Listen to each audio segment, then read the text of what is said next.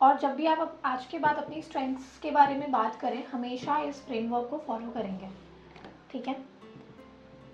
देखो फ्रेमवर्क्स क्यों होते हैं, पहले ये समझो। फ्रेमवर्क्स होते हैं आपको तैयार करने के लिए। किस चीज़ के लिए तैयार कर रहे हैं? वो आपको बोलने के लिए तैयार करते हैं। So once you are a proficient speaker, once you are a proficient communicator, उसके बाद आपको ज़रूरत नहीं पड़ती फ्रेमवर्क्स की।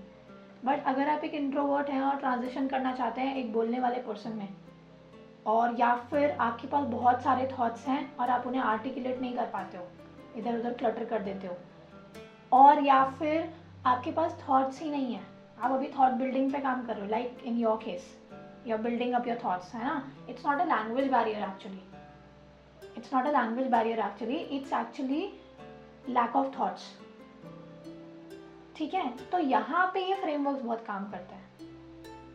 सो be it a job interview और या कहीं भी अगर आप अपने स्ट्रेंथ्स के बारे में बात करें तो एक फ्रेमवर्क फॉलो करो जिसको हम कहते हैं केयर फ्रेमवर्क, केयर, CARE, ठीक है। सो C stands for claim. Whenever somebody asks you for your strength, हमेशा क्लेम करो that this particular thing is my strength, this particular trait is my strength.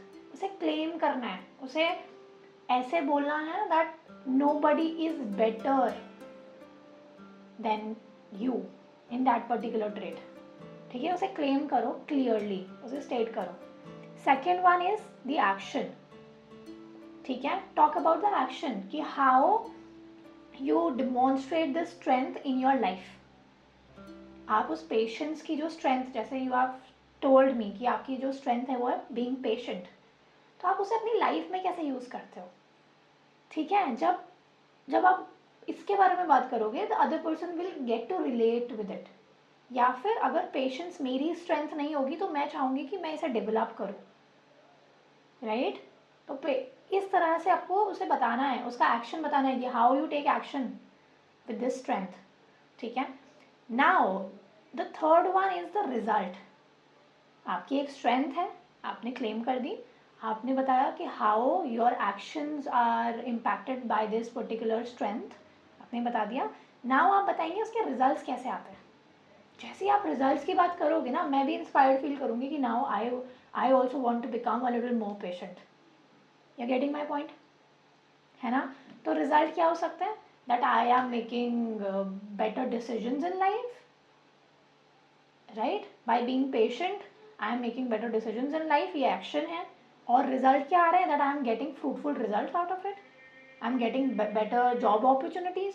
Like in your case you have missed out on one of your exams, but now you are pursuing better job, better career opportunities, right? So this is how you're getting results out of it. And fourth one is the E stands for evidence.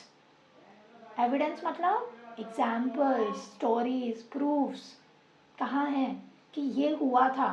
I was preparing for one exam, I was not able to clear it even after giving so much efforts into it, and now, but then even after that I kept patience, and now from there I'm here working as a professor in a college.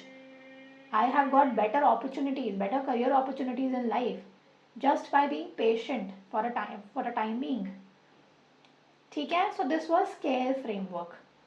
अब इस framework को follow करके you can talk about any of your strengths.